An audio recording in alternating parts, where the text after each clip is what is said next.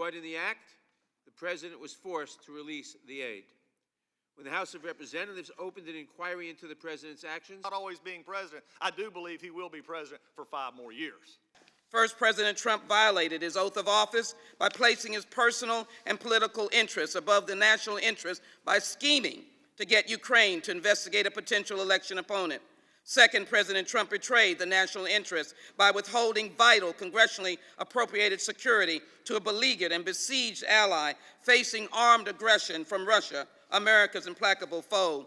the country returns, as surely it will, to calmer times and stronger leadership.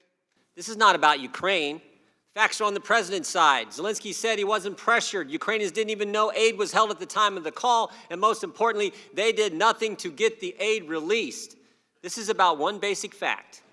The Democrats have never accepted the will of the American people. Tonight, he sends a letter of classified information. President Trump's attempt to subvert our election was an attack on America. The president got caught when the whistleblower exposed the president's scheme.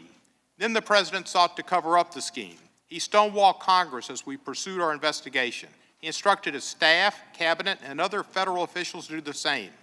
Previous presidents facing impeachment, even President Nixon, cooperated with Congress. But President Trump has thumbed his nose at constitutional power, and he refused to appear to defend himself. Congress is a co-equal branch of government and was foremost to the founders' minds. They placed Congress first in Article 1 of the Constitution. Military aid in 2018, no problem. So what was the problem in? The chairman of this committee and the majority have seen fit to abuse this committee's rules and ignore the rights of the minority with impunity. The majority should keep in mind that they will one day be in the minority, and they are setting a precedent in which they will likely one day be the victim themselves. Be impeached, and that inferences were okay to find impeachment. Members of Congress all take an oath to uphold the Constitution. When the President violates the constitutional order, we have an obligation to live up to our oath of office to deal with that. Last week, this committee got direct evidence about the President's actions to threaten our national security, undermine the integrity of the next election, and his violation of his oath. President Trump, we're tearing down the newly elected. What we're debating here, in my opinion, is the weakest case in history.